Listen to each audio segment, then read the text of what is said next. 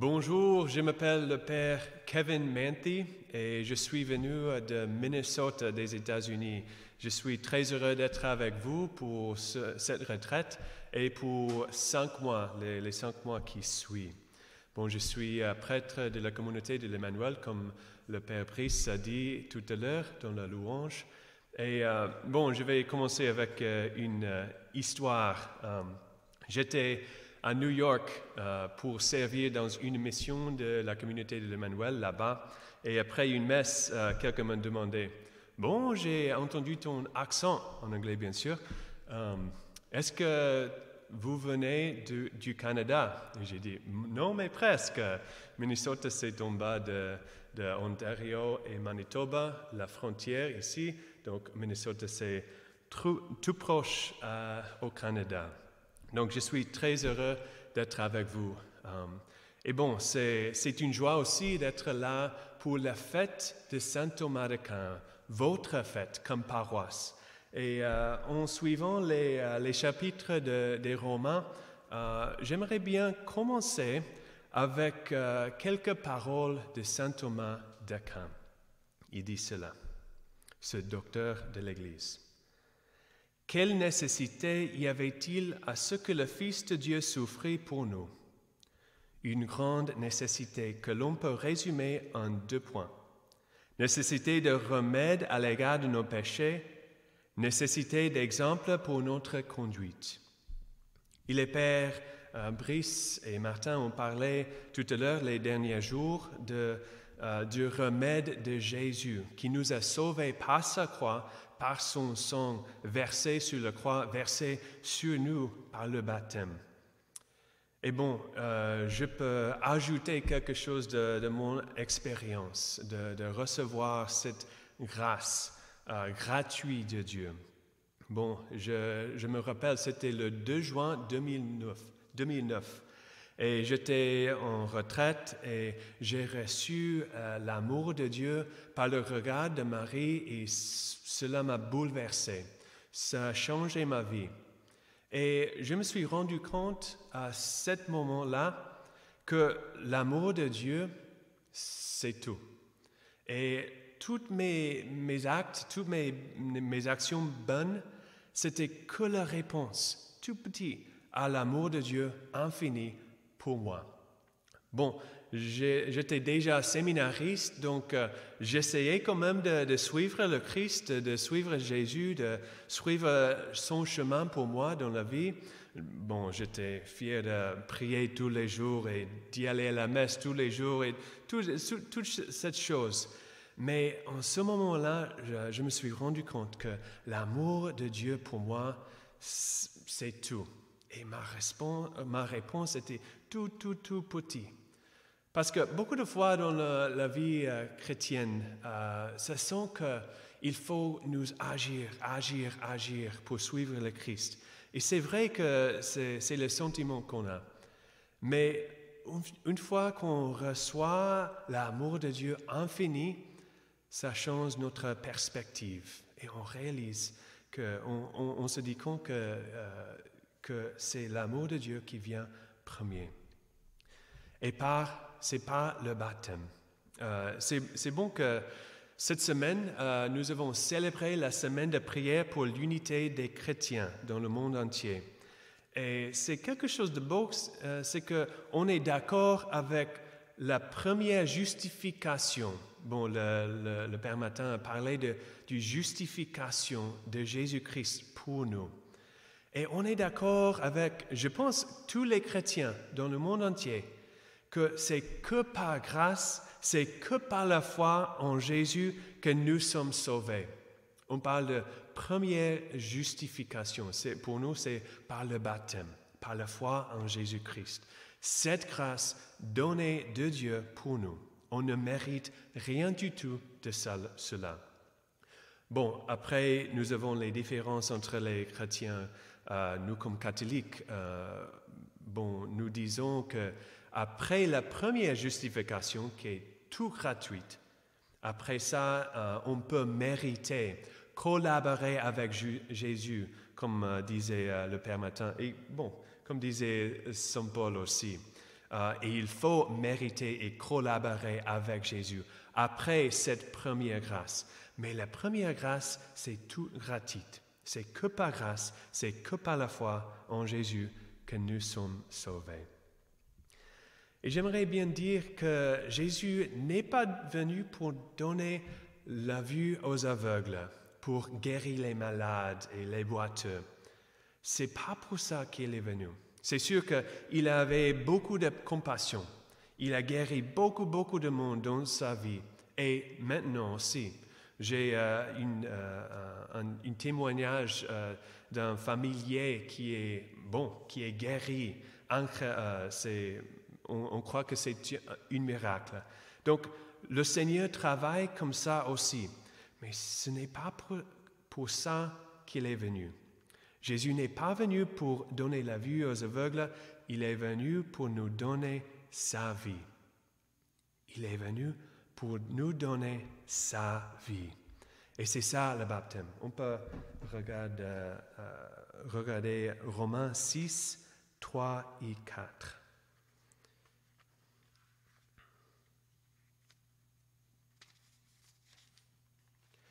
Romains 6, 3 et 4. Ou bien ignorez-vous que baptisés dans le Christ Jésus, c'est dans sa mort que tous nous avons été baptisés, dans la mort de Jésus. Nous avons donc été ensevelis avec lui par le baptême dans la mort, afin que comme le Christ est ressuscité des morts par la gloire du Père, nous vivions nous aussi dans une vie nouvelle. C'est quoi cette vie nouvelle?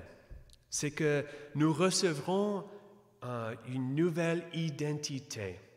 Parce que je ne suis plus moi-même, c'est que je suis le Christ par la grâce de baptême. C'est le Christ Jésus qui vit en moi. C'est le Père et l'Esprit Saint, la vie du Trinité qui vit en moi par le baptême. C'est difficile à comprendre, à expliquer, mais c'est vrai et c'est incroyable. Par le baptême, je suis fils de Dieu.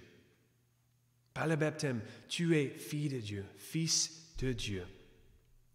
Nous sommes les fils et les filles de Dieu dans le Fils. C'est-à-dire que c'est par le baptême de Jésus, nous participons comme fils et filles de Dieu.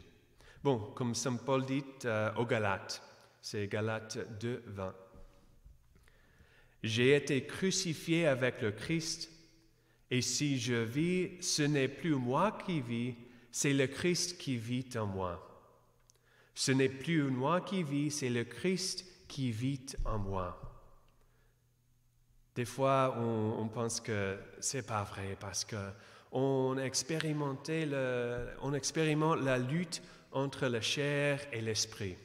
Et Romains 7, ce chapitre parle beaucoup de la lutte entre la chair et l'esprit. Et Saint Paul parle aussi de la loi et l'esprit. Mais quelques-uns ont dit dans l'histoire du christianisme que cette lutte, il faut que l'esprit vaincre le chair, le corps. Et bon, c'est vrai, mais il faut reconnaître que ce n'est pas le corps qui est mauvais. Mais le problème, c'est quand le corps gagne contre l'esprit. Quand je suis mes passions physiques ou n'importe quoi. Il faut que l'Esprit de Dieu, la volonté de Dieu agisse en moi pour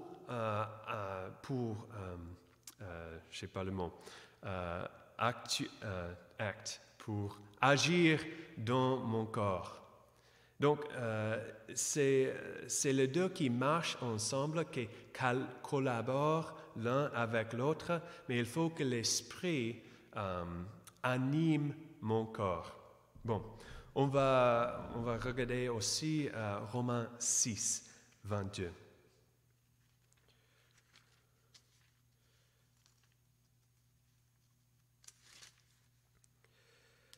Bon, Saint Paul dit, « Mais aujourd'hui, libérés du péché et asservis à Dieu, vous fructifiez pour la sainteté et l'aboutissement, c'est la vie éternelle.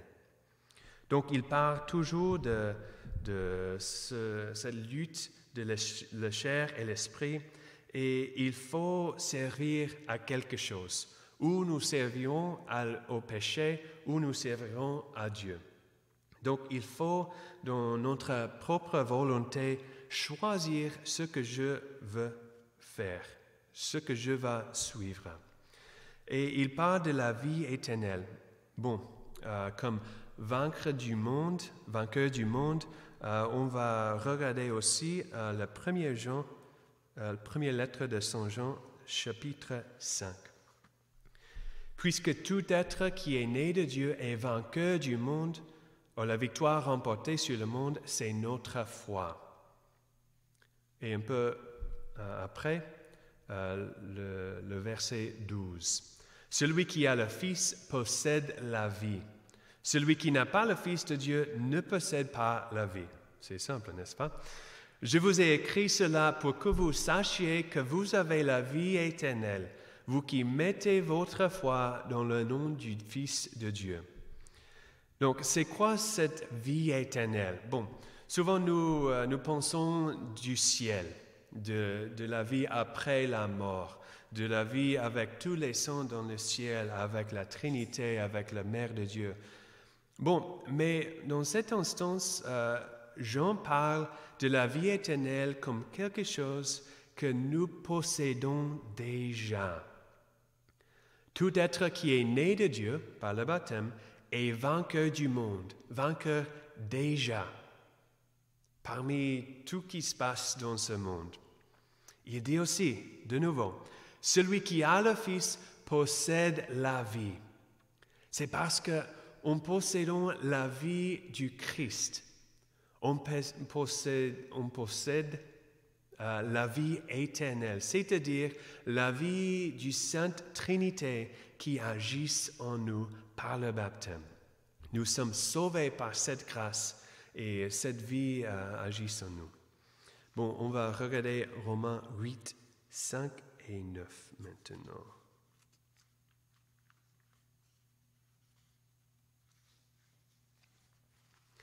Saint Paul dit cela. Et ceux qui sont dans la chair ne peuvent plaire à Dieu. Vous n'êtes... 5, pas 8. En effet, ceux qui vivent selon la chair désirent ce qui est charnel. Ceux qui vivent selon l'esprit, ce qui est spirituel.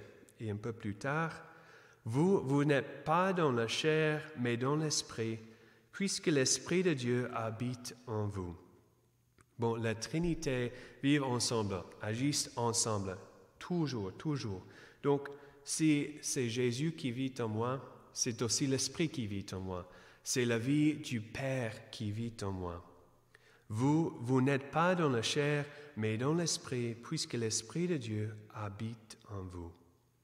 Donc, grâce au baptême, nous pouvons faire le choix de ma propre volonté entre la chair et entre l'Esprit. Et bon, Jésus nous a montré cette grâce, ce pouvoir dans le jardin du Gethsemane. Dans son humanité, il a suivi cette difficulté. Et il dit, pas ma volonté, mais ta volonté, Seigneur. Donc, c'est le Christ Jésus qui vit en moi, qui agit en moi par la grâce du baptême. Bon, revenons à saint Thomas d'Aquin. Il dit, si tu cherches un exemple de charité, il n'y a plus grand amour que de donner sa vie pour ses amis. Par le baptême, c'est le Christ qui vit en moi. Donc, quand je souffre, c'est le Christ qui souffre en moi. Quand je réjouis, c'est le Christ qui réjouit en moi. Et quand je fais les exemples de charité, c'est le Christ, charité lui-même, qui agit en moi.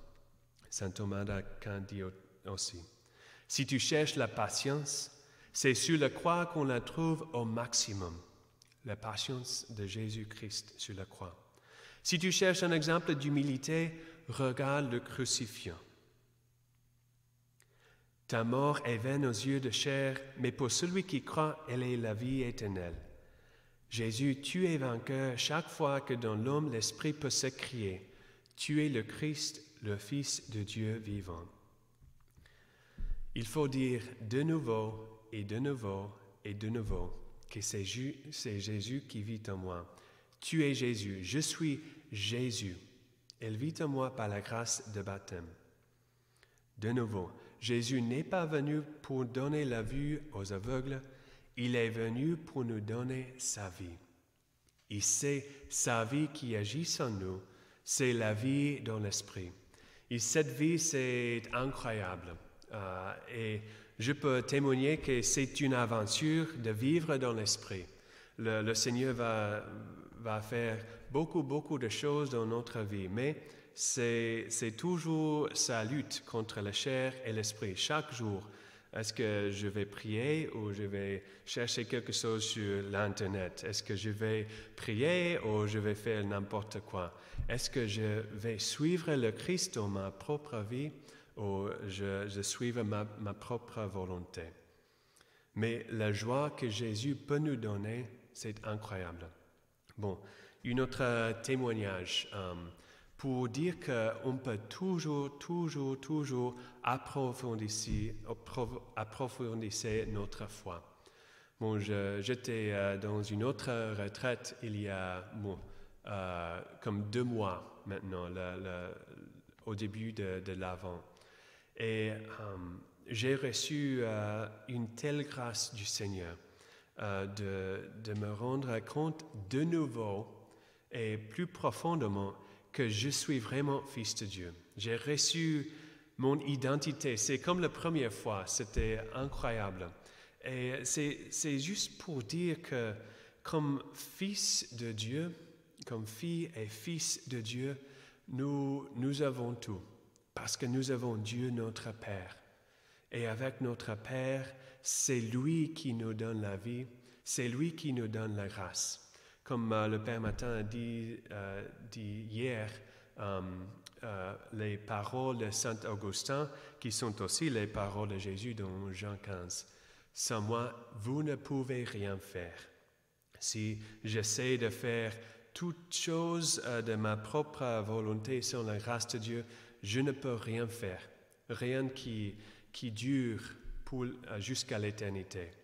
Mais si je me rends compte que je ne peux rien faire sans Jésus, et je me mets à la prière, je me mets à les choses de Dieu, je soumets ma volonté à la volonté de Jésus et de Dieu le Père et l'Esprit Saint, le Seigneur peut faire grandes choses dans nos vies. Bon, je vous propose de faire quelque chose. Bon, vous pouvez choisir. Il y a 3 choses. Bon, d'abord, et bon, pour moi c'est le plus important, de lire Marc 1, 9 jusqu'à 11. Marc 1, 9 jusqu'à 11. Et de penser de ces paroles du baptême de Jésus comme si j'étais là. Comme si c'est le Père qui dit ces paroles à moi-même. Bon, je vais le lire rapidement ici, et plus tard vous pouvez prier avec ce passage. Et il advint qu'en ces jours-là, Jésus vint de Nazareth de Galilée, et il fut baptisé dans le Jourdain pour Jean. Et aussitôt, remontant de l'eau, il vit les cieux se déchirer et l'Esprit comme une colombe descendre vers lui.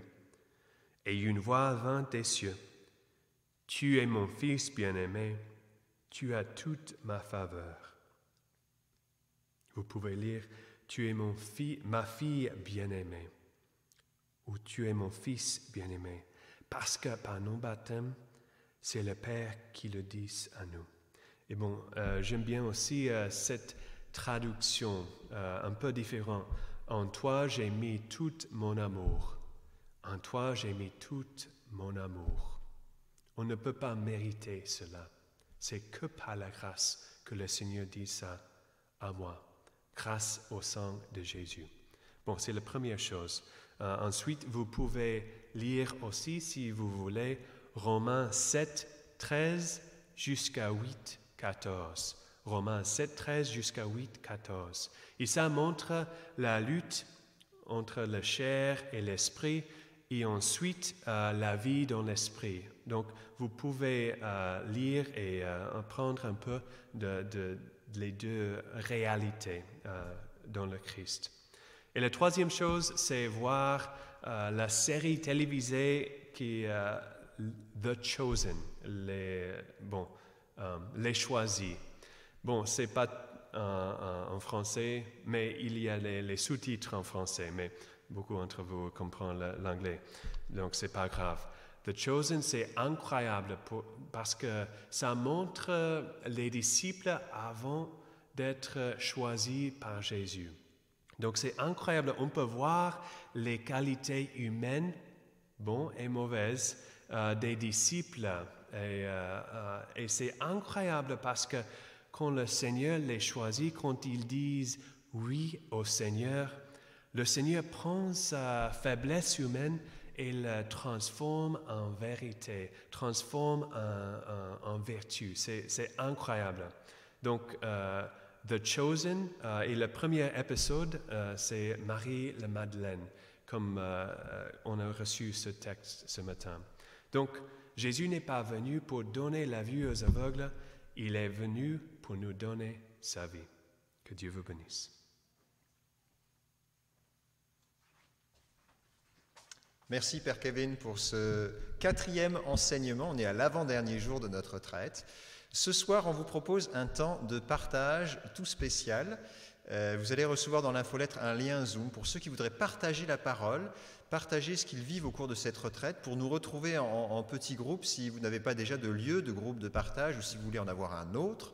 Bien, ce soir, de manière exceptionnelle, on vous propose ce temps de partage. Abonnez-vous à l'infolette si vous ne l'avez pas encore, ou sur le site internet, vous retrouvez dans l'agenda qui est sur la première page du site, la page d'accueil, le lien pour retrouver ce temps de partage de ce soir à 19h.